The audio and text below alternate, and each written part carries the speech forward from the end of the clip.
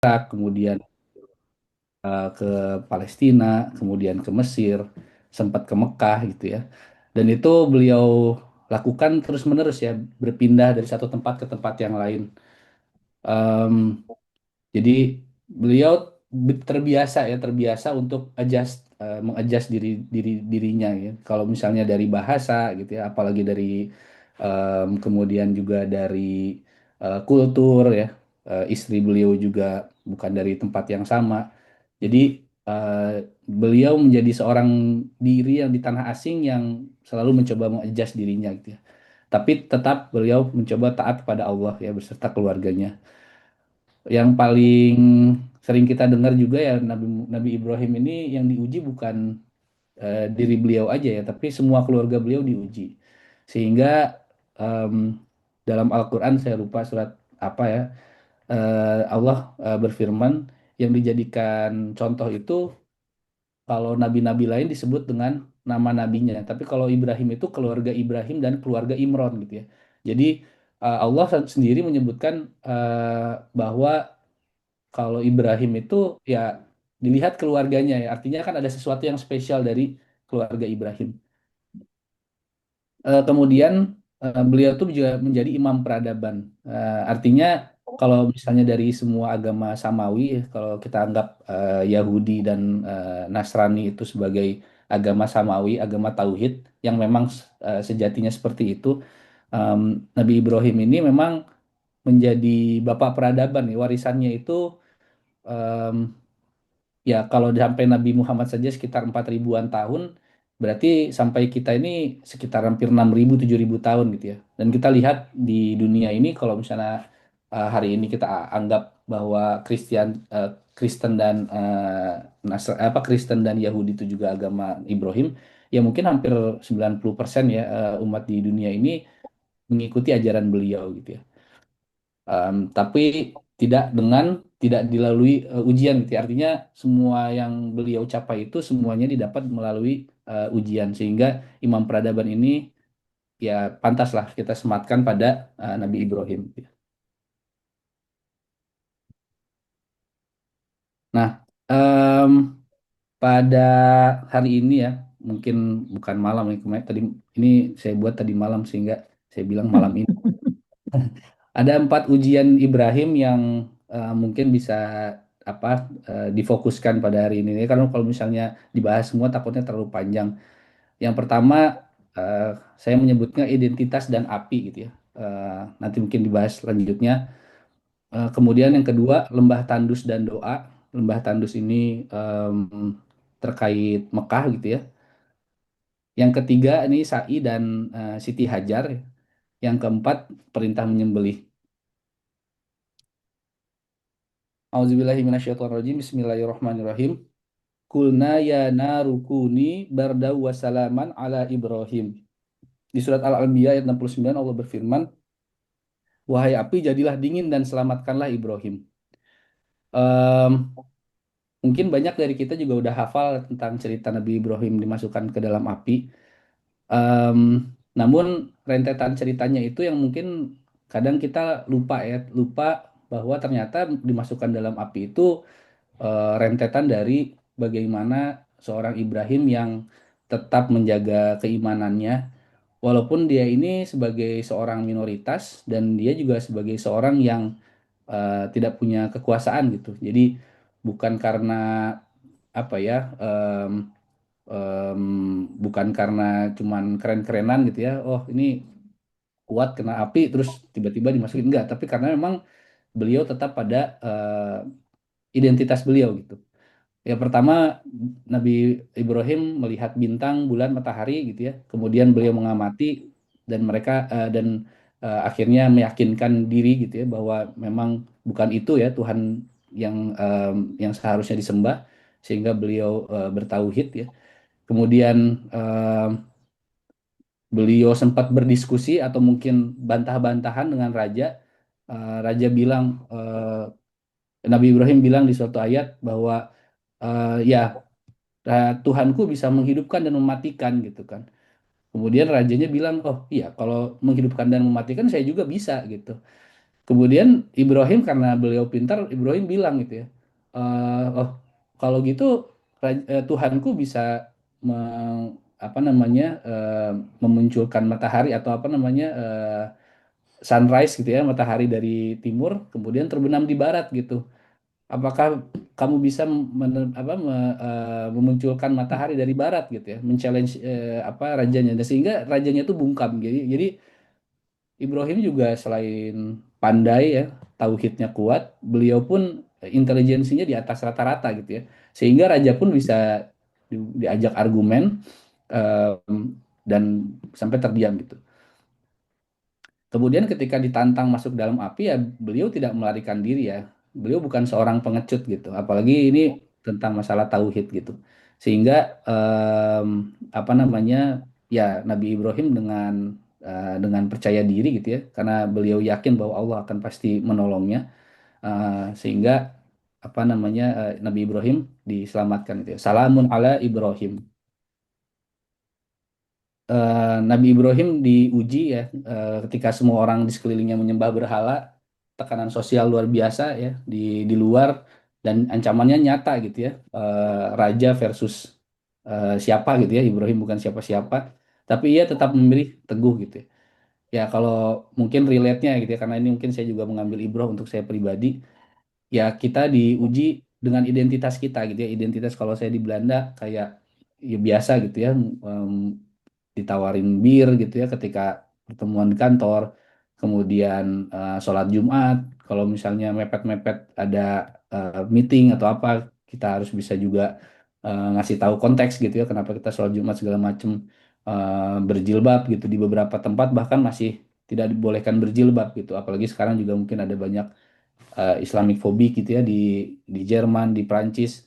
Kalau di Prancis tuh bahkan anak kecil tuh masih nggak boleh ke sekolah pakai jilbab gitu. Em, Terus puasa 18 jam kalau misalnya pas lagi musim panas gitu ya.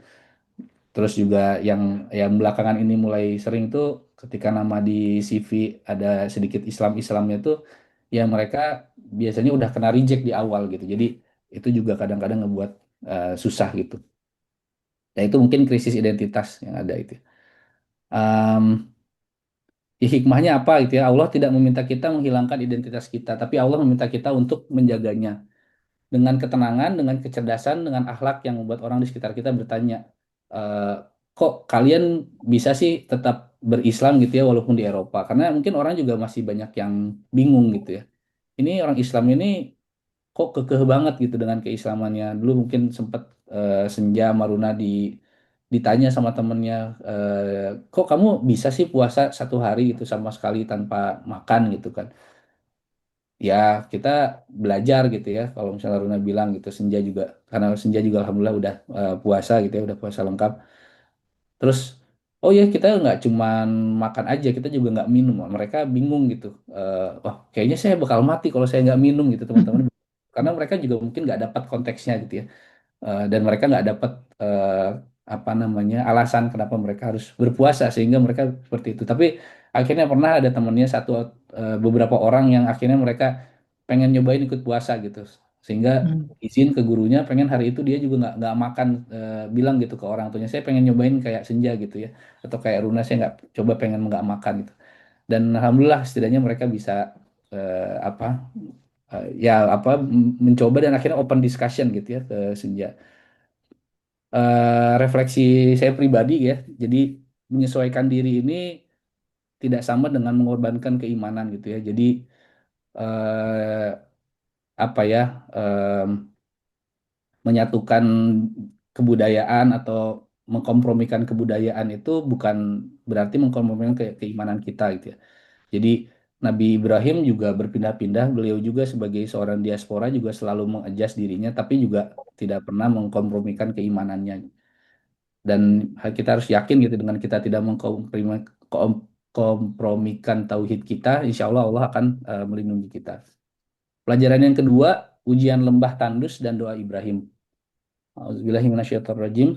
Rabbana inni askantu min dzurriyyati biwadin ghairi dzi zar'in inda baitikal muharram. Ini potongan ayat dari surat Ibrahim ayat 37 yang artinya ya Tuhan kami, Aku telah menempatkan sebagian keturunanku di lembah yang tidak mempunyai tanam-tanaman di dekat rumahmu yang mulia. Jadi ini bagian dari doa Nabi Ibrahim. Eh, eh,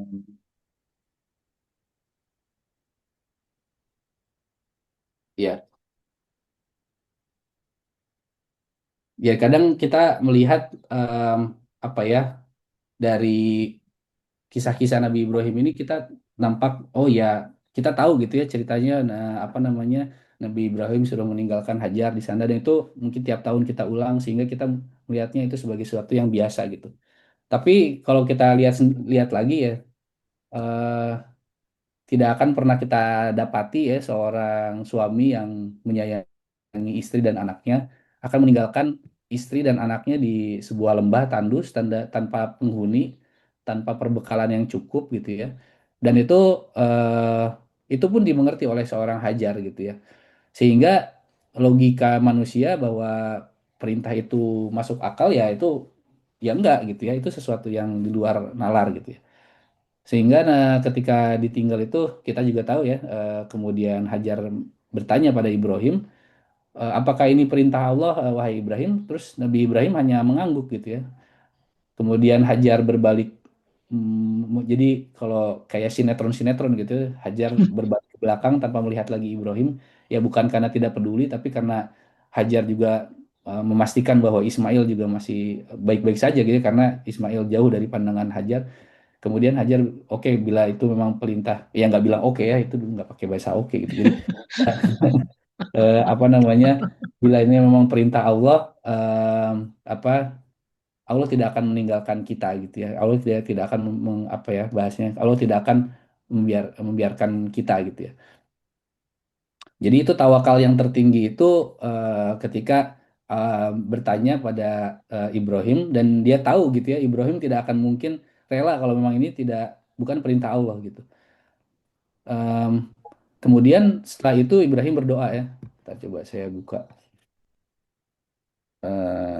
ininya ya, apa namanya, em, doa beliau.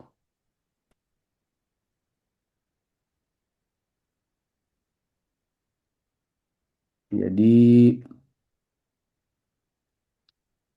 doanya itu Robbana inni askantu min dzurriyyati biwadin ghairi dzi zar'in inda baitikal muharram. Nah, ini doanya. Robbana liyuqimus sholata faj'al af'idatan minan nasi tahwi ilaihim warzuqhum minas thamarati la'allahum yashkurun. Gitu ya. Jadi setelah ayat tadi ya, apa ketika Nabi Ibrahim meninggalkan apa Siti Hajar dan Ismail, kemudian beliau berdoa, ya Tuhan kami, inti doanya itu tiga, ya, agar mereka mendirikan sholat, ya, qimah sholat, em, kemudian jadikanlah hati sebagian mereka cenderung kepada mereka dan berilah mereka rezeki dari buah-buahan. Mudah-mudahan mereka bersyukur gitu ya. Jadi em, apa namanya tiga tiga hal ini yang mungkin bisa kita pelajari ya. Liuki masalah gitu. Jadi ketika Nabi Ibrahim meninggalkan apa Hajar dan Ismail, Nabi Ibrahim menginginkan mereka tetap menjaga sholatnya. Artinya apa? Sholat ini jadi jangkar gitu ya dimanapun kita berada. Apalagi di tanah rantau gitu. Jelas-jelas Nabi Ibrahim menempatkan sholat itu jadi pilihan yang pertama gitu ya. Ketika menginginkan apa yang diinginkan dari apa yang didoakan Ibrahim pada istri dan anaknya dan bukan apa Nabi Ibrahim ya Allah pastikan bahwa mereka mendapatkan rezeki itu juga penting gitu tapi itu di em, yang ketiga malahan gitu ya jadi poin pertama ibadah ya ibadah terutama sholat yang kedua faj'al afidatan minan nasi tahwi ilaihim. Nah, banyak mufasir menjelaskan bahwa terpaut ini artinya mereka apa diterima gitu, diterima di kalangannya bila nanti ada orang mereka juga tidak memusuhi gitu ya. Em, jadi hati orang-orang yang datang ke Mekah itu nanti insya Allah bisa terpaut gitu ya dengan Ismail dan Hajar. Kebayang kalau misalnya em, ada kabilah yang pertama kali datang melihat Hajar dan Ismail, terus Hajar dan Ismail bukannya ditolong gitu ya, bukannya didekati, tapi malah diculik ya, nggak akan jadi ada Mekah gitu ya. Ya ini karena Nabi Ibrahim melihat urgensi bahwa koneksi itu penting gitu ya. Jadi kalau misalnya kita ngelihat ada orang yang apa interpersonalnya bagus gitu ya, jangan disanggap jadi anak nakal gitu ya. Oh ini orang main terus nih, ini nggak apa nggak belajar. Ya mungkin dia kelebihannya di sana gitu ya. Jadi koneksi itu menjadi salah satu apa cara survival yang baik gitu. Makanya apa namanya silaturahmi itu perpanjang umur gitu ya. Memang benar gitu ya. Yang kemudian yang ketiga rizki itu baru Allah baru Nabi Ibrahim berdoa agar keluarganya diberikan rizki yang cukup gitu. Warzuqhum minas samarot. Nah, hikmahnya apa? Ibrahim itu tidak meminta lembahnya itu diganti menjadi taman gitu ya. Nabi Ibrahim sudah menerima kenyataan bahwa Allah menginginkan Hajar dan Ismail itu ditinggalkan di tanah yang tandus gitu. Bahkan Nabi Ibrahim gak nanya, ya Allah kok ini nggak masuk akal banget gitu ya. Jadi Nabi Ibrahim nggak minta itu jadi, tapi meminta keturunannya untuk tetap sholat. Jadi ketika kita apa ya diberikan ujian gitu ya, atau mungkin kita merasakan bahwa ujian ini terlalu berat, ya kita jangan jangan apa. Oh ya, yang pertama sudah tentu kita jangan meminta mendapatkan ujian yang berat gitu, karena ya sunnahnya tidak boleh seperti itu gitu ya. Kalau misalnya kita diberikan ujian yang ringan, ya alhamdulillah gitu ya. Dan kita juga tidak disunahkan untuk mendapatkan ujian yang berat. Insya Allah saya bakal kuat gitu ya. Ya Allah ini aja, semoga rumah saya kebakaran gitu, atau rumah mobil saya tabrakan gitu ya. Nggak boleh gitu. Tapi kita berdoa untuk kebaikan. Nah, tapi toh ketika diberikan keburukan atau mungkin diberikan ujian, kita tidak meminta dihilangkan ujiannya, kita meminta diringankan ujiannya udah pasti. Tapi kita disunahkan untuk eh, apa namanya bisa tabah gitu ya, bisa tabah, bisa sabar menghadapi ujiannya.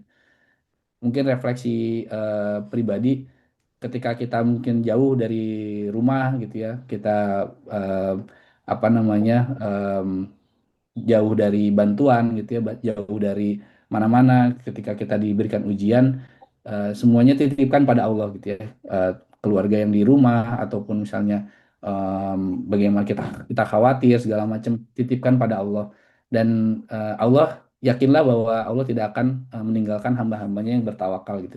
Selama kita juga melaksanakan apa tadi yang syarat pertamanya kita tidak tidak melupakan sholat kita atau ibadah kita.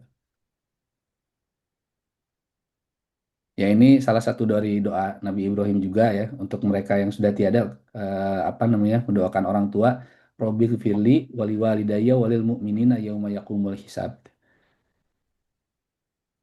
Ujian yang ketiga eh, ujian sa'i berlari tanpa kepastian ya. Auzubillahi minasyaitonirrajim. Inna sofata wal marwata min sya'airillah. Jadi sesungguhnya Safa dan Marwa sebagai syair-syair Allah.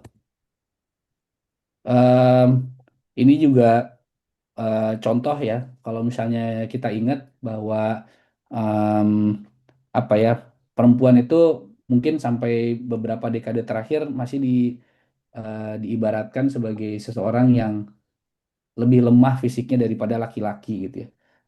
Atau mungkin bahkan dulu ya di zaman kegelapan gitu ya, perempuan itu tidak disejajarkan dalam arti apa pekerjaan atau martabat gitu ya, hak-haknya itu berbeda.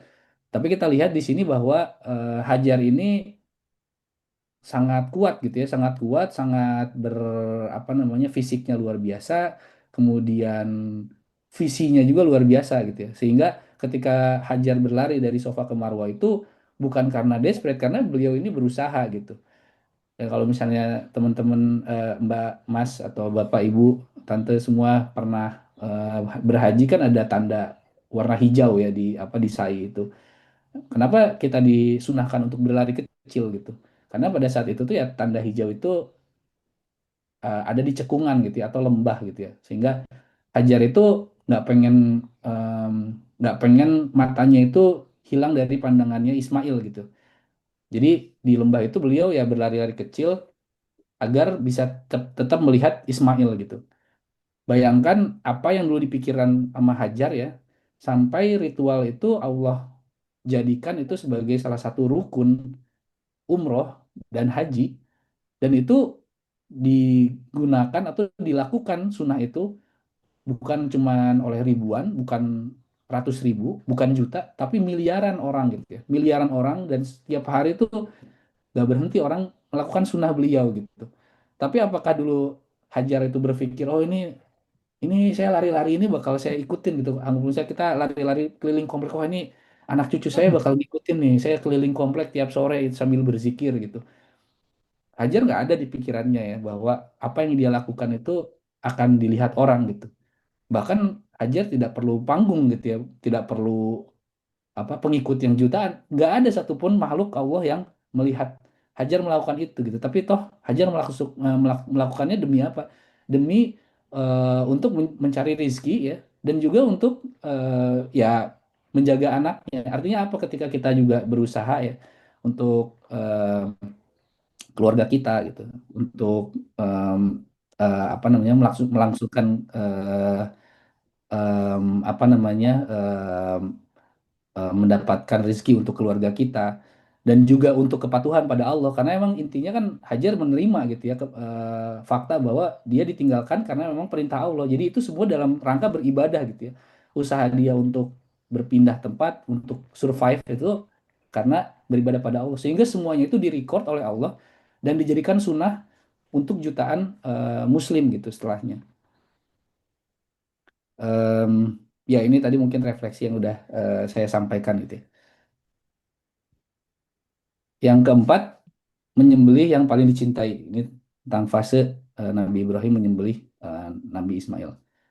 Ya ya abatif al ma tu'maru satajiduni insyaallahu minas sabirin. Wahai ayahanda, laksanakanlah apa yang diperintahkan Allah. Insya Allah engkau akan mendapati termasuk orang-orang yang bersabar. Nah, di yang terakhir ini em, pesannya itu adalah kadang-kadang kita mendapati ujian ketika semua sudah selesai gitu ya. Ketika hidup sudah nyaman gitu ya, kerjaan sudah settle, nampaknya masa depan ini udah cerah banget nih gitu kan.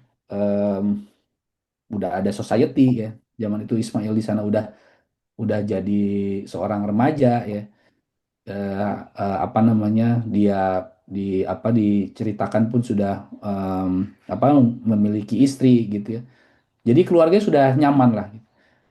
Kemudian datang mimpi gitu. Kalau misalnya logikanya, ya Allah udah sih gitu ya. Kemarin kan udah beres gitu. Apa ujiannya kok kok datang lagi gitu ya.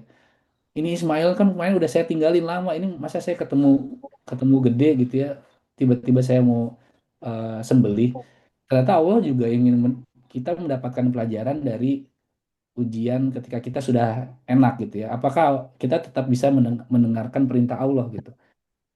Nah, yang menariknya Ibrahim juga bukan seorang yang otoriter gitu ya. Ibrahim bukan, lu ini udah dari dulu nih saya besarkan dengan ini gitu ya, dengan tauhid nih saya dapat perintah dari Allah, sini sini leher gitu kan, nggak kayak gitu gitu. Tapi Nabi Ibrahim mengajak Ismail untuk berdiskusi gitu ya, apa bagaimana pendapatmu gitu. Bahkan ini Nabi Ibrahim udah tahu nih, udah ada wahyu, tapi Nabi Ibrahim masih mendiskusikan, coba ini Ismail sini lehernya mau disembelih, gimana pendapat kamu gitu.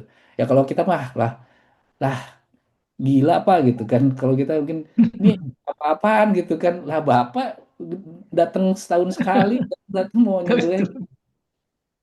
Tapi toh Ismail dengan tenang gitu ya, dengan tenang di ayat yang ini gitu ya, ini ya abati itu mungkin nanti Mas Abdur atau mungkin Ustadz Zaki atau Ustadz Hakim bisa bicara. Jadi ya abati itu apa ya, tahapannya itu udah bukan cuman manggil bapak biasa gitu ya, kayak bapakku sayang gitu ya, ayahanda gitu, jadi sangat sopan gitu ya. Afal ya apa, laksanakanlah apa yang diperintahkan oleh Allah gitu. Ini mau digorok gitu lehernya, tapi ya masya Allah gitu ya, walaupun jarang ketemu orang tuanya, eh, dan ini Ismail nggak nyalain lah, datang aja cuman sekali-sekali tiba-tiba menggorok, tapi Ismail merasakan pelajaran tauhid yang bapaknya sampaikan gitu ya, walaupun tidak jarang bertemu gitu. Dan akhirnya Nabi Ismail berpasrah gitu ya. Yang diminta Ibrahim itu dari Allah itu ya menyembelih anaknya, melepaskan apa yang ia cintai gitu ya, hidup udah nyaman di puncak kebahagiaan, bukan di lembah pas lagi susah ya. Kebayang kalau misalnya di apa di lembah Mekah itu terus ditaruh di sana terus suruh nyembelih ya itu mungkin rada-rada lebih ya daripada nih hidup melarat ya udah gak apa-apa lah disembelih gitu. Logikanya kan gitu ya. Tapi Ibrahim disuruh nyembelih Ismail itu pas lagi udah ini anak udah ganteng-gantengnya nih ini kayaknya orang kalau bilang ini bapak saya Ibrahim, wah ini nama Ibrahim bakal bakal kuat banget nih di Mekah nih, gue bisa jadi gubernur nih anak nih kan, anak saya nih bisa diangkat jadi ya gubernur Medan lah gitu kan, atau ini bisa jadi wakil presiden lah ini kan gitu. Tapi enggak, anaknya disuruh disembelih gitu. Nah, yang kita sembelih ya di kalau buat saya ya di tanah rantau ya kita melepaskan kenyamanan gitu ya, kita diberikan proyek yang mungkin banyak apa yang eh, apa beberapa ada proyek yang nggak jelas gitu ya terus melepaskan waktu bersama momen-momen bersama bersama keluarga itu mungkin sesuatu kenyamanan yang kita mendapatkan sembelih gitu ya mungkin buat kakak apa mas mbak semua atau bapak ibu om tante juga ada beberapa momen kenyamanan yang harus kita sembelih gitu ya karena kita menginginkan ketaatan yang lebih gitu sehingga harus kita lihat bahwa itu ujian dari Allah yang semoga dengan itu Allah akan memberikan reward yang luar biasa gitu ya. Eh, dan hikmahnya untuk kita, kalau saya lebih melihat bahwa em, ya kenyamanan tadi yang tadi Ibrahim di apa di challenge gitu ya oleh Allah, diberikan ujian oleh Allah tuh kadang-kadang kita fokusnya pada penyembelihannya gitu ya. Padahal yang Allah berikan reward itu bukan ibadahnya. Kalau kita lihat di akhir itu Ismail nggak benar-benar meninggal ya. Ismail itu nggak jadi benar-benar dikorbankan gitu kan. Artinya apa? Ibadahnya itu sebenarnya nggak benar-benar terjadi gitu. Ibadahnya itu sampai dengan intention gitu. Ibrahim benar-benar niat dan Ismail pun benar-benar pasrah gitu ya. Goroknya udah sampai leher, pas mau di pas mau ditarik tiba-tiba diganti oleh kibas gitu ya, diganti oleh apa namanya kibas yang besar gitu ya. Artinya apa? Allah itu memberikan ganjaran pada kita jauh lebih besar untuk niat yang kita inginkan gitu. Bukan ibadahnya itu juga tidak diberikan ganjaran, tapi artinya Allah memberikan weight atau apa ya eh, memberikan ganjaran ya, memberikan Bobot, bobot, bobot.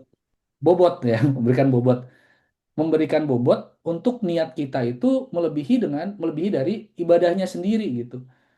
Karena intention Ibrahim dan Ismail itu jauh lebih susah dibandingkan ya mungkin ya susah ya mungkin ngegoroknya pasti lebih susah gitu tapi intentionnya itu diberikan Allah ganjaran lebih besar gitu sampai jutaan billion apa miliaran orang mengikuti Nabi Ibrahim dan akhirnya Nabi Ibrahim dijadikan contoh gitu kan itu luar biasa gitu ya jadi itu mungkin apa namanya yang pelajaran yang bisa kita dapat dari yang terakhir gitu ya.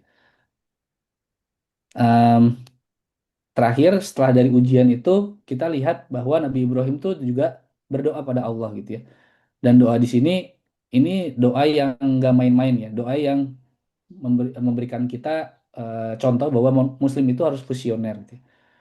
Rabbana wab'ats fihim rasulan minhum yatslu alaihim ayatihi wa yu'allimuhum kitaba wal hikmah wa yuzakkihim. Jadi di surat Al-Baqarah 129 ini Nabi Ibrahim berdoa pada Allah dengan cara yang sangat visioner gitu ya. Jadi Nabi Ibrahim menginginkan seorang rasul dari kalangan mereka, gitu. Dari kalangan mereka ini orang-orang yang ada di Mekah ini, yang tugasnya tiga dan ini pun tugas yang memang disematkan oleh Allah untuk para dai gitu ya. Jadi bukan hanya pada pada orang rasul. Jadi kita yang pengen eh, memberikan apa ya pelajaran untuk orang lain atau ya mengajak orang lain untuk kebaikan, kuncinya ini tiga gitu. Yang pertama em, yatslu alaihim ayati wa yu'allimuhumul kitab ya yatlu alaihim ayati jadi membacakan ayat-ayatmu yu'allimuhumul kitab mengajarkan Alkitab dan hikmah jadi Alkitab dan hikmah ini Al-Quran dan Sunnah kemudian wa yuzakkihim gitu ya dan kemudian menyucikan mereka jadi ketika kita lihat rentetan tiga tiga apa ya tiga key dalam berdakwah ini diulang oleh Allah di beberapa ayat di Al-Quran gitu ya seingat saya ada tiga tiga kali gitu ya. Tapi ada yang dibalik-balik gitu. Ada ayati wa yuzakihim wa yu'allimuhumul kitab. Ada yang yuzakihimnya di akhir gitu ya. Nanti mungkin Mas Abdur atau Ustadz Zaki, Ustadz Hakim bisa membahas lebih lanjut gitu tentang tafsir dari ini. Tapi visi dari Ibrahim ini akhirnya memunculkan adanya Nabi Muhammad di Mekah setelah 4.200 tahun gitu. Sehingga ketika kita punya doa, em, jangan sampai kita mengkerdilkan doa kita gitu ya. Jangan cuma sesimpel ya Allah, saya pengen Ferrari, ah itu mah kecil gitu ya.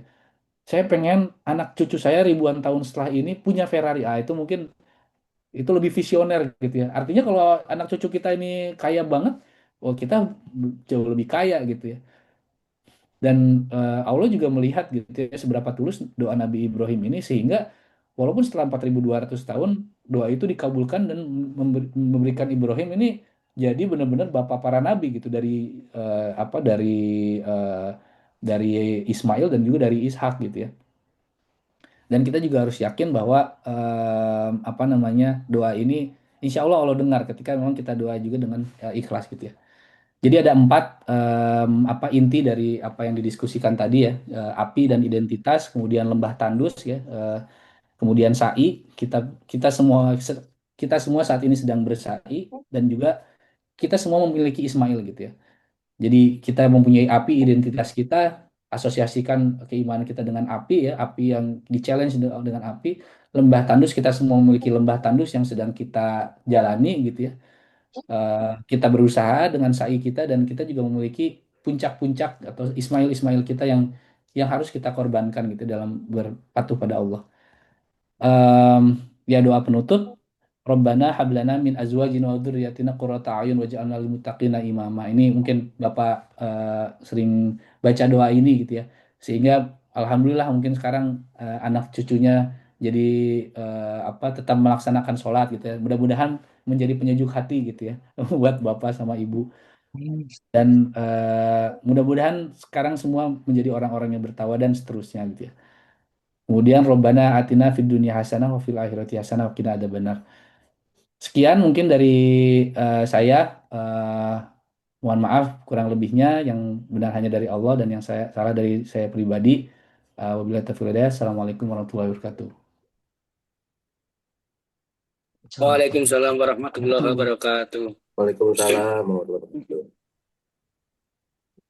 Ya, Alhamdulillah sudah banyak sekali pelajaran, masukan dan nasihat dari Mas Fajar, khususnya terkait hikmah-hikmah kehidupan Nabi Ibrahim alaihi salam. Dari mulai Nabi Ibrahim itu dia berusaha menegakkan tauhid di lingkungan yang ketika itu banyak sekali para penyembah berhala, penyembah bulan, matahari, dan akhirnya sampai dipersekusi dengan siksaan api. Sampai tadi dijelaskan juga hikmah dari peristiwa Nabi Ismail yang akan disembelih. Sampai tadi juga ditegaskan bahwasanya intention kita, niat kita yang tulus, ikhlas untuk Allah itu ternyata sangat dihargai, sangat diapresiasi, sangat diberi ganjaran yang besar dari Allah Subhanahu wa taala. Bahkan tadi juga disebutkan ibadahnya saja belum terjadi ya Mas Fajar ya. Menyembelih itu belum terjadi, tapi intentionnya, niatnya dari Nabi Ibrahim untuk menyembelih anaknya itu sangatlah menjadi suatu hal yang diberi ganjaran, diberi pahala yang besar dari Allah Subhanahu wa taala. Begitu juga yang kita laksanakan sekarang ini ya, kita tentunya di sini semuanya berniat untuk bisa bersilaturahim, bisa menyambung lagi tali persaudaraan agar kita lebih erat silaturahimnya. Dan alhamdulillah ini juga full squad ya, dari mulai Bapak Ibu yang di Begajah, kemudian Pak Dewi, Bu Dewi Win, yang di Belanda Mas Fajar, yang di Jogja Mas Zaki, Mas Wisnu, ya. Kemudian Mbak Ami yang di Jember, kemudian juga Mbak Ami Mas Abdur, lalu Mas Richard, ya, Mas Ibnu, alhamdulillah semua bisa hadir Ada Tante dalam Rini, agenda kita siang hari ini. ada Ya, Tante Rini juga. ada Tante Rini, ah, ya, alhamdulillah juga ada Tante Rini bisa ikut membersamai kita, dan insya Allah ini akan kita laksanakan minimal sebulan sekali, ya, minimal sebulan sekali. Dan mungkin setelah Amin. ini agendanya bisa ada tambahan masuk nasihat dari Pak Bude atau dari Bapak Ibu, atau juga bisa minta doanya. Ini juga alhamdulillah saya ingin meminta doa dan sekaligus mengabarkan juga ini Linda sudah alhamdulillah sudah mengandung hampir 3 bulan. Ini mohon doanya agar nantinya mendapatkan kemudahan, kelancaran dan keberkahan sampai nanti bisa lahir dengan sehat walafiat, Amin, baik amin, untuk ya rabbal ibunya alamin. maupun anaknya. Semoga sehat-sehat, Kim. Amin. Amin, amin. Alhamdulillah. Ya mungkin itu dari saya, ada dari Pak Bude atau dari Bapak Ibu atau dari Mas Wicak mungkin Ya, Ucap dari tadi mengabarkan acung sesuatu, pengen ikut ngomong. mengabarkan keadaan Mas Wicak keluarga gimana, Ya, Mas silakan Ibnu. Mas Ya, Wicak itu mengabarkan apa ya. itu? Ya, Alhamdulillah. Eh, Mas Fajar ini kan saat ini menjadi orang yang salah satu orang yang setiap hari, mungkin hampir tiap hari kita teleponan, kita mungkin berjam-jam, bisa paling bentar 1 jam, 1 jam setengah, mungkin hampir ya seminggu 4 kali, seminggu 3 kali gitu. Jadi Alhamdulillah lah. Cerita yang tadi Mas Fajar ambil tuh buat aku personal banget. Apa namanya, semua cerita Nabi Ibrahim itu tuh tadi somehow kok kerasa semuanya jadi personal banget karena pertama, alhamdulillah wasilah dari Mariani masuk Islam juga karena membaca cerita tentang Siti Hajar, bagaimana usaha seorang ibu untuk bisa memprovide anaknya. Jadi pada saat itu Mariani eh, apa baca satu buku tentang kisah-kisah Nabi, terus yaudah aku minta berdoa aja, berdoa sama Allah kalau memang ternyata Islam memang jalannya, dibuka aja, dibuka halamannya, biarkan Allah yang nunjukin gitu. Pas buka halamannya, yang diperlihatkan itu benar-benar cerita tentang Siti Hajar, kasih sayang seorang ibu kepada anaknya. Ya, mungkin yang keluarga yang udah tahu kisah Mariani kurang lebih, tapi intinya Mariani terakhir bertemu ibunya di umur 2 tahun, kemudian mendengar kabar lagi bahwa ibunya sudah meninggal, baru tahu bahwa ternyata ibunya dari lahir sampai dengan melahirkan Mariani sampai dengan meninggal ternyata beragama Islam, tapi Mariani diasuh oleh keluarga bapaknya yang notabene beragama Buddha. Jadi memang personal banget untuk soal itu gitu. Yang kedua juga bagaimana akhirnya tadi Mas Fajar juga membahas soal Nabi Ismail yang jarang bertemu Nabi Ibrahim, kemudian juga saat bertemu Nabi Ibrahim kok ya disembelih gitu. Itu mungkin gambarannya kayak aku puluhan tahun, mungkin aku pernah pindah-pindah rumah puluhan tahun menghilang gitu. Puluhan tahun menghilang sampai diasuh di rumah tantri ini nggak bisa. Kata Om Gimi cuma gini, masa Om di rumah cuma jadi tulak pantau? Tulak pantau tuh ini apa namanya? Jaga Apa sih pintu. namanya? Penjaga pintu gitu. Karena aku pulangnya malam terus. Tapi pas dikasih sama Allah, Mariani masuk Islam, alhamdulillah, aku menikah lagi dengan semua gegap gempitannya. Kemudian kita memutuskan out of nowhere pulang ke Bandung. Kok ya ibu dipanggil gitu. Jadi ada juga rasa rasa betul-betul yang eh Allah pengen ngasih pelajaran apa lagi? Karena kan puluhan tahun tuh kalau Ujian dipikir-pikir terus. sekarang ya, nggak sebentar ya. Terus tiba-tiba mau balik ke keluarga, udah dekat sama keluarga, rasanya kok ibu dipanggil, tapi ya dikasih lah sama Allah kesempatan untuk 2 bulan penuh ngurus ibu pulang pergi, koordinasi ini itu gitu. Di saat kemarin aku bahas lagi sama Mariani waktu pas eh apa, ibu ibu tiba-tiba bilang kan, Mas, ibu takut nih, ibu takut sakitnya nggak bisa gini-gini gitu lah ya. Terus nggak tahu kenapa, tapi memang kemarin aku bahas dalam sama Mariani kalimat yang keluar. em, Pada saat itu tiba-tiba keluar ke ibunya, ya Bu, sakitnya ibu juga paling worstnya yang terjadi di dunia ini meninggal. Kenapa nggak kita siapin aja meninggalnya? Jadi kita nggak usah pikirin yang lain. Jadi apapun resiko yang terjadi di atasnya meninggal, kita bisa terima. Jadi sekarang mah kita siapin meninggalnya aja gitu. Oh, alhamdulillah Hmm. itu ternyata somehow memberikan apa ya? Memberikan realita dunia tuh ternyata Allah tuh punya jalannya aja lah untuk ngajarin aku ini itu dan lain-lain lah gitu. Sampai akhirnya sekarang dari Mariani masuk Islam, sekarang Mariani sholat, dijaga dan seterusnya gitu.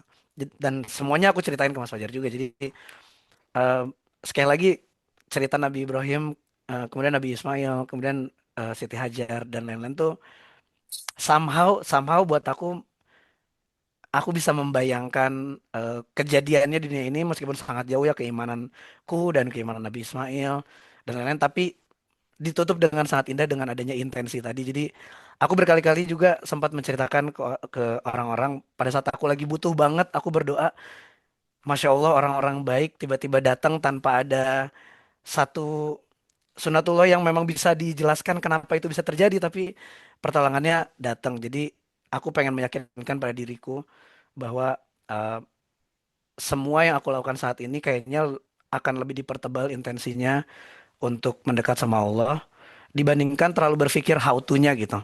Karena kalau misalkan aku pengen jadi Mas Fajar atau pengen jadi Tante ini dengan banyaknya sedekah kepada orang-orang, banyaknya amal menggunakan materi, kok aku mikir kapan ya aku bisa kayak gitu. Terus misalkan kayak Bapak banyak bisa jadi ketua sana, ketua sini, punya punya ini banyak organisasi dan seterusnya. Kayak aku juga kok powernya powernya nggak ke situ gitu. Dan seterusnya lah gitu. Rasanya kok kayaknya kalau mikirin teknis pusing gitu ya. Kalau mikirin teknis kapan Hmm. saya bisa jadi mereka tuh kayaknya terlalu matematis gitu. Sedangkan Allah tadi Mas Fajar ceritakan memang menilainya semuanya ibadahnya belum dilakukan, intensinya udah dilakukan, sama Allah langsung dikasih ganjaran yang besar. Jadi sekali lagi hakim yang paling adil, hakim yang paling baik insya Allah cuma Allah. Jadi buat pribadiku dan buat keluarga semuanya ya jangan patah semangat untuk um, beribadah. Tidak perlu dinilai berdasarkan komparasi kita dengan ibadah keluarga yang lain. Hmm.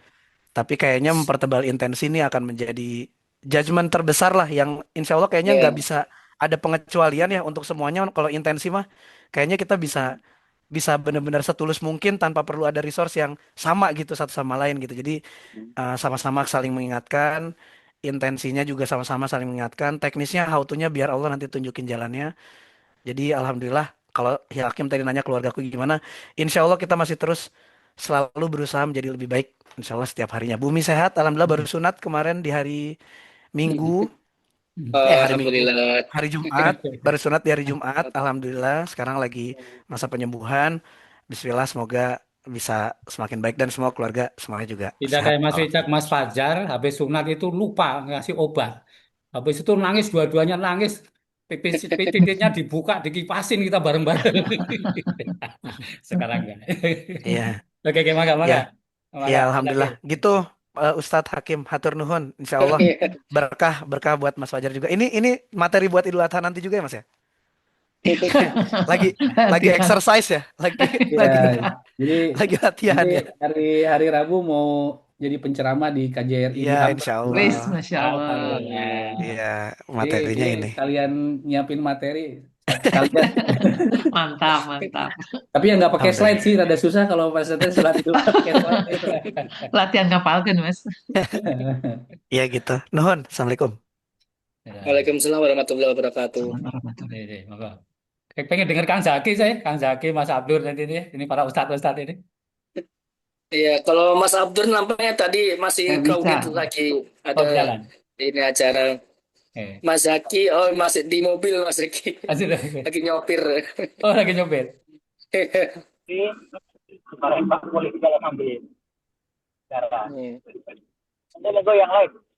Hmm. Oh, Ini. iya. Jadi saya nyelip ini. Ya, Baik, silakan Pak D.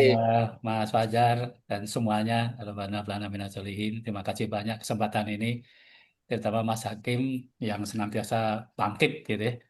Ya, saya itu senang kalau ketemu Mas Hakim, ingat istri bangkit gitu. Pokoknya kita bangkit aja gitu. Rabbana Ablana Minaz Solihin, Allahu Akbar. Iya. Ya, menarik Mas Fajar ini tadi. Eh, Pak, saya baru datang ke Bumi Asri waktu itu suruh apa eh, khotib di Idul Adha di tahun berapa itu ya? Saya juga agak ingat jadi gini bagaimana bagaimana mungkin ya Pak Ibrahim ini suruh nyembelih anaknya Ismail gitu. Dan itu sampai nggak mudeng sampai saya dengar Mas Fajar tadi ada tambahan tambahan materi ya. Bagaimana jadi eh, kalau waktu itu kebayangnya cuman kita mau sembelih, ini kan sudah ikhlas sama sekali ya. Anak yang sudah ditinggalkan sekian lama datang lagi suruh nyembelih. Tapi pas mau disembelih kok yang disembelih kok kambing gitu. Itu kan nggak ngerti yang disembelih seret itu anaknya tuh kambing gitu. Nah, puncak keikhlasan kayak gitu tuh, oh, Masya Allah ya, nggak terbayang gitu, nggak terbayang gitu. Ya tadi masih cak cerita gimana diuji ini itu gitu, itu udah keliangan gitu ya. Udah kayak kayak gitu, bagaimana jadi tauhidnya Nabi Ibrahim alaihissalam ini harus terus terang saya menyampaikan sampai sekarang juga belum sampai ketelan semua gitu. Belum ketelan semua Mas Fajar. Jadi Rabbana Aplana Nasrin. Nah, mudah-mudahan saya kalau saya baca-baca ini tadi ujian-ujian yang keluar itu mendorong kita lulus dari ujian, ya, lulus dari ujian, kemudian mendapatkan hikmah. Oh, ternyata setelah kemudian ini baru, ya, gini gini gini gini, oh, gini gini. Sorry, saya selipkan sini kalau kadang-kadang eh, waktu di uji almarhumah wafat ya, Bu Yani, itu 3 bulan nggak kerasa. Saya kira Bu Yani lagi ke Jepang lah, itu 3 bulan gitu ya. Maka orang-orang lupa, aku ini kuat sekali gitu. Baru bulan keempat itu saya keliling ke Braga, kok sendirian gitu kan. Sendirian saya pasang handphone untuk melihatkan Braga gitu kan. Sampai 2 kali gitu kan. Iya ya saya sendirian gitu kan. Bu Yani nggak pulang-pulang, 3 bulan ke Jepang nggak pulang gitu. Dan dari situ baru, oh, nah kemarin diskusi sama Mbak Ayu, Mbak Ami itu baru seminggu kemarin gitu. Mbak Ami, iya gitu. Kadang kalau ingat ya sudah langsung dikit terus ingat yang bahasa sepakat saya dengan Mbak Ami apa? Ya alhamdulillah, qadarullah Allah sudah memutuskan begitu dan ibu nggak sakit lagi gitu. Ibu nggak sakit lagi, cuma 1,5 bulan karena di depan ini ada dokter yang pakai kursi roda setiap setiap pagi jam 9 itu jemur dan itu dipijitin terus sambil dijemur itu. Mbak Ami gimana Pak? Ingat ya Pak dokter ini gitu. Iya iya. Nah apakah kalau misalnya eh, misalnya nggak boleh ada misalnya tadi di situ lah nggak usah pakai misal gitu. Alhamdulillah, qadarullah ibu udah selesai tugasnya dan ibu sudah selesai tidak sakit gitu kan. Nah, itu kadang hikmahnya ngambil sekarang itu pun kadang-kadang nggak ini. Nah, kalau udah ingat kayak gitu, saya dengan Bu Wiwin suka cerita gimana ngurus Kang Tata dulu beberapa bulan ya, mungkin 1-2 tahun gitu ya. Sampai sekarang Bu Wiwin ini nggak berani masuk ke ruangan di mana Kang Tata itu wafat. Ruangan di RSUD di Bandung itu. Nah ini bagaimana kemudian menetralisir itu sampai sekarang belum berani. Nah saya mencoba merasionalisasi bagaimana almarhumah Bu Yani wafat dan oh alhamdulillah udah nggak sakit 1,5 bulan. Kebayang kalau Tante Rini coba, Tante Rini itu ikut tidur di sini, saya tidur di bawah gitu. Dan waktu di rumah sakit juga tante ini yang di kesempatan untuk menemani almarhumah. Saya datang jam 3, setengah 4 dan wafatnya jam 5 gitu ya. Dan tidak sekedar itu, bagaimana Om Gimi ya, Om Gimi wafat lebih pendek lagi, tidak adik 1,5 bulan, cuman 2-3 jam gitu. Maghrib masih jadi imam, kemudian Isya sebelum sekitar Isya duduk nonton TV dan wafat gitu. Betapa lebih beratnya gitu. Kayak gitu. Tetapi pasti hikmah itu akan didapat setelah setelah terakhir. Oh iya ya, karena kita semua pasti meninggal gitu. Sorry, saya kan kalau Bu Win, kita siapa duluan nanti? Nggak boleh. Mohon maaf nih Kak Abdur sama Mas Zaki. Boleh kan nggak boleh minta doa supaya husnul khotimah bareng-bareng kan? Ya, kita pengen husnul khotimah nanti udah siap-siap gitu. Bisa nggak kita husnul khotimah bareng-bareng? Nggak boleh, nggak boleh. Kita mengantarkan husnul khotimah, tapi nggak boleh minta bareng-bareng kan? Kayaknya nggak, feeling saya nggak boleh gitu. Nah, pasti kita akan duluan atau udah jangan-jangan nanti sedikit dulu ya sudah, itulah yang kita siapkan. Mas Fajar minta tolong didetailkan contoh itu dan mungkin kalau dari bacaan yang lain bagaimana proses Pak Ibrahim ini keikhlasannya ya bahasanya keikhlasan gitu dan keikhlasan kalau saya ulang lagi cuma pakai surat al-ikhlas saja 3 kali. Kalau udah nggak bilang tuh nggak bisa 3 kali aja al-ikhlas. Itu baru saja ada itu yang lain tapi udah al-ikhlas 3 kali saja. Allah memberikan memberikan sorry saya selipkan sedikit. Jadi saya kan udah memutuskan, udahlah saya berikan aja kota DKM ini kepada yang lain. Saya udah konsultasi ke Mas Abdul, ke Mas Wicak, udah berikan saja. Sorry, ada kelompok X gitulah ya, saya berikan gitu. Nah itu saya sebelum itu saya pagi ini jadi ketua DKM tapi tidak diberi kesempatan sambutan dan saya harus mengantarkan masa saya duduk di situ ya Allah aku nggak tahu harus gimana gitu. Di waktu tahajud ya Allah aku nggak tahu harus gimana. Aku serahkan padamu. Aku nggak ngerti bener saya harus bagaimana. Alhamdulillah bagi Devin patuh sama saya ya. Ayo kita barang-barang ini bawa ke masjid kita baksos gitu. Tapi patuh sama saya. Ya. Devin saya arahkan. Ini Devin kan kurang lebih jadi wakil baksosnya itu. Tek tek tek udah ya. Alhamdulillah saya diingatkan sama Mas Hermawan mau ceramah gitu. Jika saya pamit ya Bapak Ibu, saya izin pamit karena di Saman ada ceramah. Jadi kalau saya di situ nggak suruh pidato atas nama DKM, itu karena ada alasan ke Saman gitu. Itu malamnya saya nggak ngerti sampai subuh sebelum tahajud, pas tahajud tuh nggak ngerti harus gimana saya. Dan akhirnya pada proses waktunya itu Allah menunjukkan jalan, kamu pergi ke sana. Jadi nggak apa-apa. Jadi baru pulang-pulang sudah acara ambil selesai. Sekali lagi Mas Fajar, silakan bagaimana keikhlasan Ibrahim ini untuk mendekatinya? Atau ada contoh-contoh yang lebih real yang bisa dicerna ya. Terus terang sampai sekarang saya belum bisa ngebayangkan suruh nyembelih sorry sorry sorry nyembelih anak gitu kan kayak apa gitu kan ini mau ini itu aja masih susah demikian punten nuhun maka nuhun nuhun Pak Hakim Assalamualaikum. Oh ya. Mungkin Mas Fajar ada tanggapan dulu atau di lain waktu sudah tidak apa-apa. Pertanyaannya berat ini kalau suruh nyembeli anak, Pak. Pasti ya.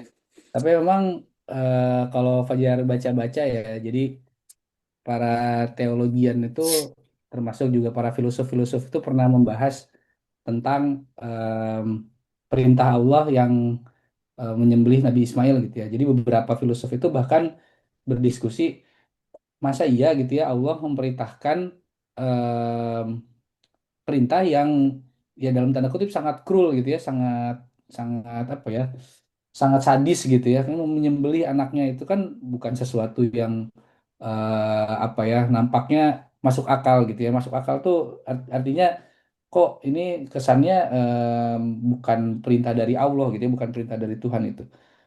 Ya, kalau misalnya Fajar pernah mendengar salah satu jawaban dari Ustadz gitu ya. Jadi yang mengilhami Nabi Ibrahim untuk menyembelih Ismail itu em, bukan Nabi Ibrahim melihat Ismail sudah meninggal gitu ya. Nanti mungkin tolong dikoreksi ya Mas Zaki, Ustadz Hakim sama Ustadz Abdur ya. Jadi yang Nabi Ibrahim bermimpi itu bukan Ismail yang melihat berdarah-darah sudah mati gitu enggak. Tapi Nabi Ibrahim itu melihat Nabi Ismail yang berada di ujung pedangnya untuk rebahan untuk meninggal apa untuk disembelih gitu.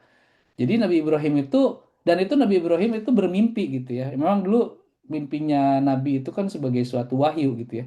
Tapi Nabi Ibrahim itu tidak pernah diperintahkan oleh Allah, tidak pernah diberikan visual oleh Allah bahwa Nabi Ismail itu mati di pedangnya Ibrahim gitu.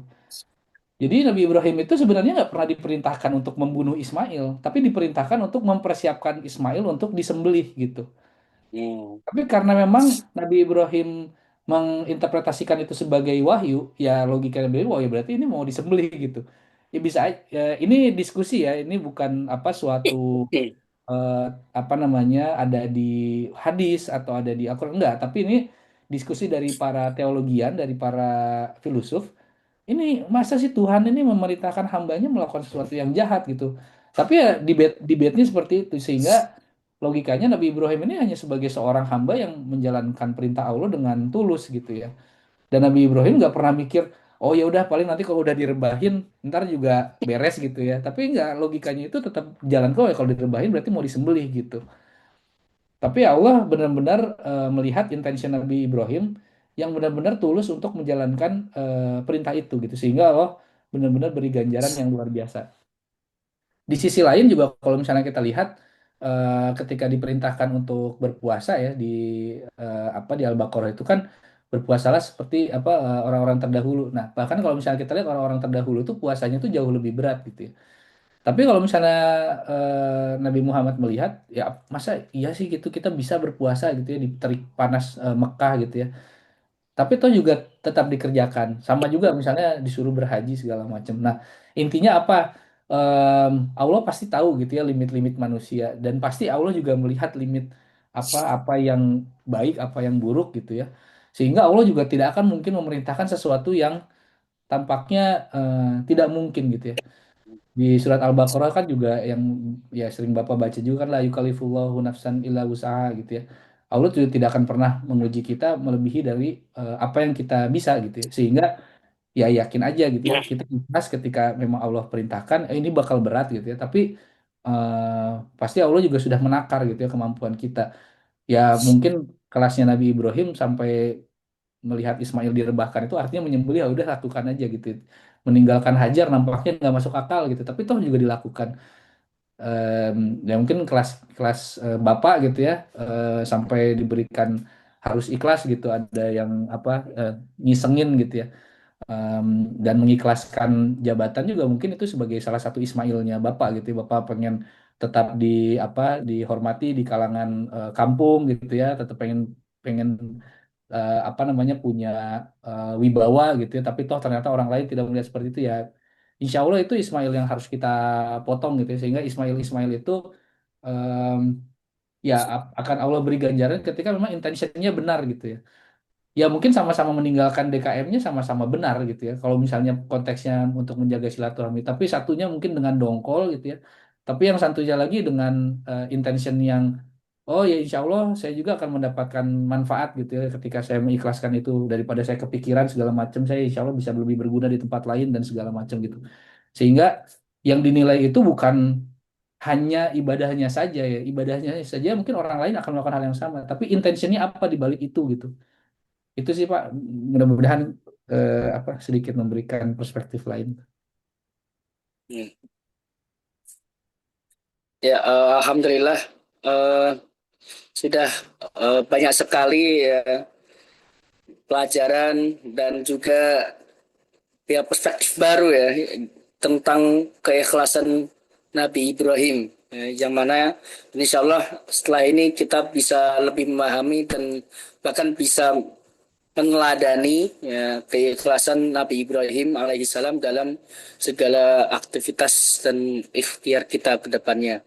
Dan untuk sekarang mungkin kita cukupkan dan mungkin setelah ini kita dokumentasi dulu, kita ini foto terlebih dahulu, kita screenshot Zoom meet-nya. Nah, mungkin bisa Mas Abdur, Mas Ibnu bisa buka Boleh ini usul dulu dikit, Pak Hakim, gamenya. kalau masih Oh ada ya, waktu, ya. mohon Oh Mas ya. Mas Abdur Kang Zaki bisa memberikan sedikit tambahan ini Oh sesuatu ya, yang kalau masih ya kalau masih bisa bisa. sempat. Mm-mm. Mas Abdur Kang Zaki, Mas Abdur kayaknya siap itu. Memberikan ini sedikit garis bawah. Ya. Oh, oke. Sedikit saja ada ini apa sebuah hadis diriwayatkan oleh Imam At-Tirmidzi, Imam Ibnu Hibban, Imam Ahmad. Jadi Rasulullah SAW ditanya siapa di antara manusia yang paling berat cobaannya. Ayyunas asyaddu bala'an. Qala al-anbiya, summal amsal fal amsal. Yaitu yang paling berat itu para nabi, kemudian yang lebih menyerupai nabi dan lebih menyerupai nabi. Artinya yubtalan nasu ala qadri dinihim. Manusia itu diuji sesuai dengan kadar agamanya. Jadi faman sakhana dinuhu istadda bala'uhu wa man dha'fa dinuhu dha'fa bala'uhu. Jadi kalau agamanya kuat, kokoh, maka dibuat berat ujiannya. Kalau agama atau imannya itu melemah, maka dibuat lemah ujiannya. Wa innar rajula la yusibuhul bala' hatta yamshiya fin nasi ma 'alaihi khati'ah. Dan seseorang itu akan terus diuji oleh Allah hingga dia berjalan di antara manusia dalam keadaan bersih, tidak lagi memiliki kesalahan atau dosa. Nah, jadi barangkali tadi Bapak menyampaikan tidak terbayang kalau diuji seperti itu. Nah, andai kata kita itu akan misalnya punya kadar iman nilai tertentu, maka ujian yang diberikan Allah pada kita itu pas selaras dengan kadar iman kita, gitu. Jadi tidak mungkin kadar iman kita jauh di bawah Nabi Ibrahim, lalu Allah memberi kita ujian yang kadarnya sama dengan ujian Nabi Ibrahim. Nah, jadi seperti itu. Jadi artinya semua yang diberikan Allah itu berupa ujian, itu pasti akan sesuai dengan kadar iman kita masing-masing, gitu. Nah, itu saja tambahan dari saya sih. Kasih. Wallahu a'lam bishawab. Kang Zaki masih ini titip sedikit ya. Bu Rini ada tambahan dikit Bu Rini. Kalau Mas Zaki lagi ini. Untuk sementara ini terima kasih. Sudah cukup pas. Om Ya, Bek, terima kasih banyak. Om Bek Ya. dikit. Ya. Alhamdulillah, wah ini Ya. agak banyak. Ya, minta izin agak banyak ini. Dan saya, jadi kalau Oh tadi ya, ya, ya. sudah dibahas banyak berkaitan dengan ujian akhir dari Nabi Ibrahim. Saya lebih menyoroti pada saat Nabi Ibrahim itu meninggalkan Siti Hajar di padang masar, gitu ya. Maaf di gurun pasir, gitu ya. Yang secara logika memang ya hampir tidak mungkin akan mendapatkan satu pertolongan karena nggak ada orang. Nah, ini yang perlu kita pahami, bagaimana Siti Hajar itu bisa menerima pada saat Nabi Ibrahim mengatakan bahwa ini memang perintah Allah. Ini menjadi kunci semua orang sebetulnya. Jadi semua orang mestinya harus bisa bersikap seperti Siti Hajar ini, karena kalau sudah itu perintah Allah itu mestinya sudah nggak perlu diragukan gitu. Nggak perlu diragukan nanti seperti apa, nanti harus bagaimana, ini nanti seperti itu sudah dalam skenario Allah sudah komplit. Dan kita mestinya mestinya halo, Iya. halo, ya mestinya kita nggak perlu ragu lagi kalau sudah itu perintah Allah, menjalankan perintah Allah, mestinya sudah nggak perlu ditanyakan lagi, karena segala sesuatu itu dalam skenario Allah itu wes pas gitu loh.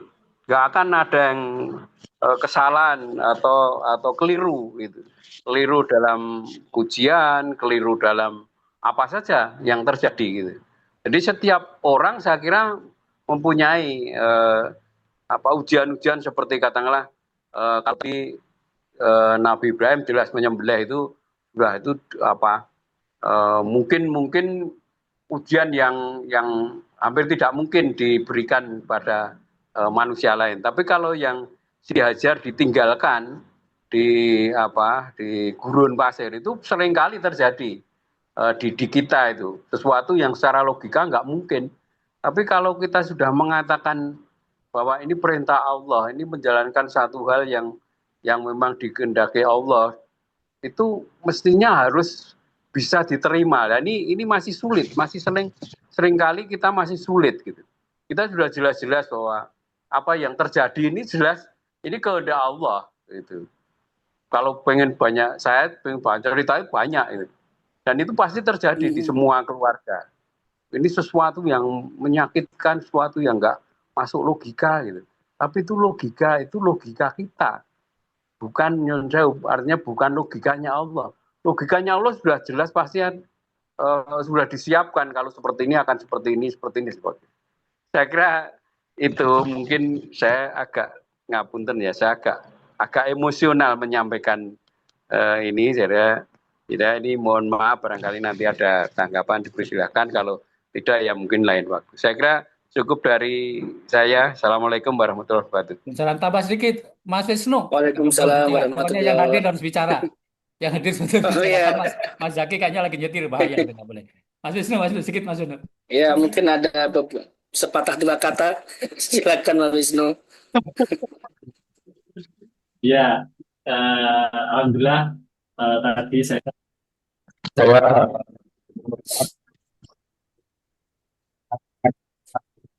putus. Maaf Mas, kalau pakai speaker di situ kayak kurang jelas. Mikrofonnya kayak kurang jelas.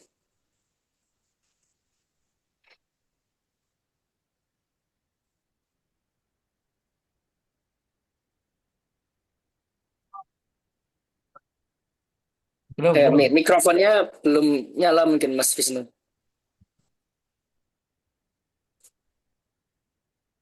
Sambil nunggu Mas Wisnu, Mas Ibnu mau Yeah. say something please? No? Ya, Waalaikumsalam warahmatullahi wabarakatuh. Waalaikumsalam warahmatullahi wabarakatuh. Punten, kalau ini kurang prepare banget, ini masih baju rumah gitu, jadi dinyalain dulu kamera. Iya, nggak apa-apa Mas, santai.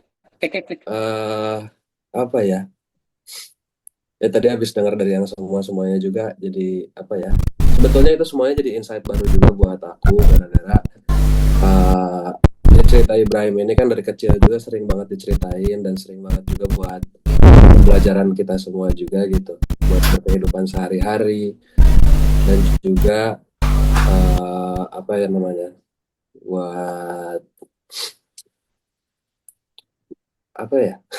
Ya pokoknya itu tuh, apalagi kalau dari SD kan belajarnya tentang sejarah Islam dan segala macam gitu. Itu tuh salah No, no, satu cerita yang mik kamu no, membekas lah dari kecil gitu. no, Jadi you know, no, halo, halo, you know,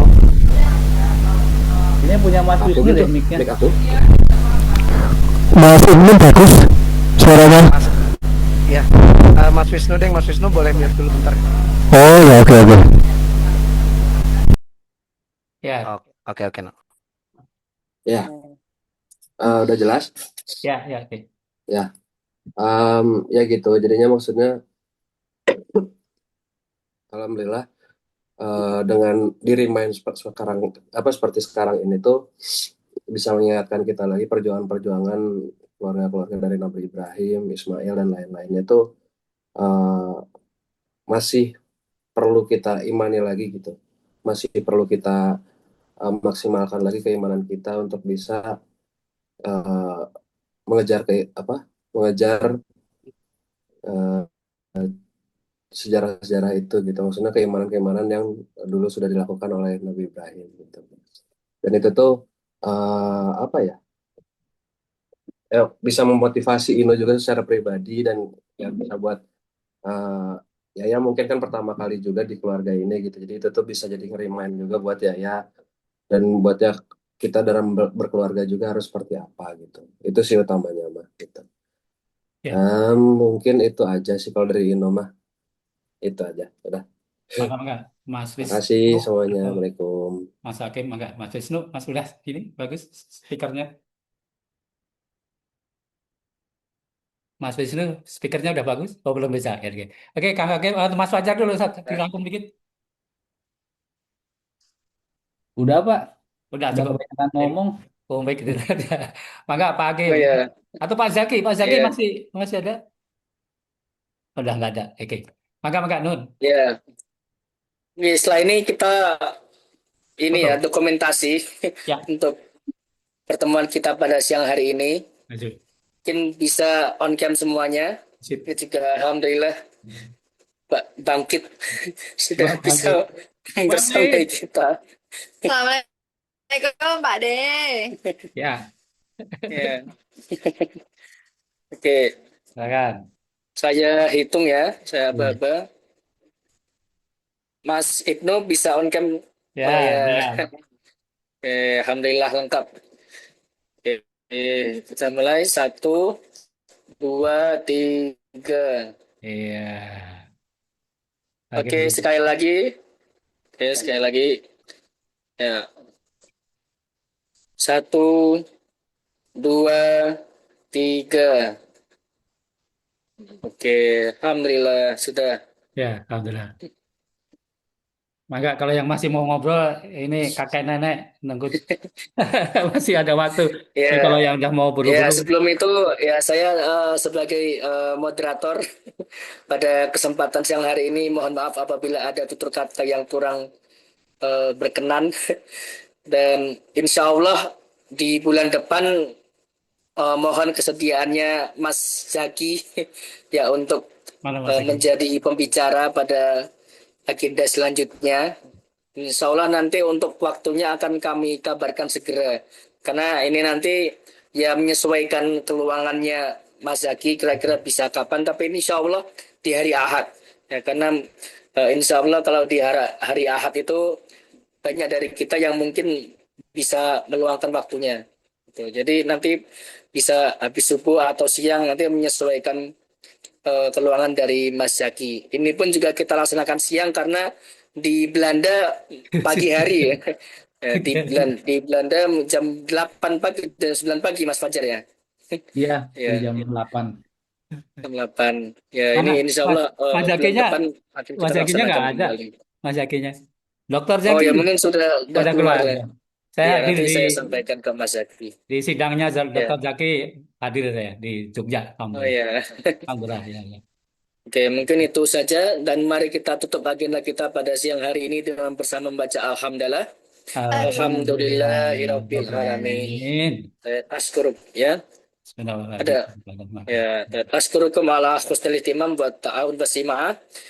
Natamana lakuna an najah wa taufiq wasadat. Assalamualaikum warahmatullahi wabarakatuh. Waalaikumsalam warahmatullahi Waalaikumsalam wabarakatuh. warahmatullahi wabarakatuh. Yang masih punya Izin waktu, pamit ya. ini Terima kakek kasih nenek semuanya Terima ya kasih. sudah hadir.